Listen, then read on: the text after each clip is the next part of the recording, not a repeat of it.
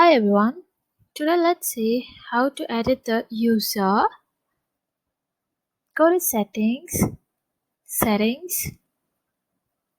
admin, users and access restrictions, users.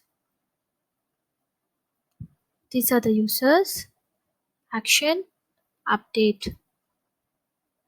So here is the adjustments where you can do for your user login. You want to give the email option for them. Please click here and create, view, edit and delete.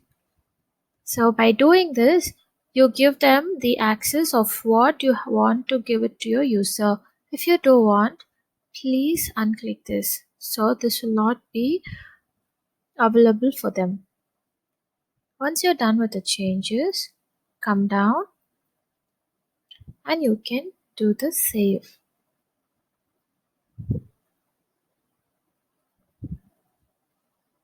Thank you for watching the video.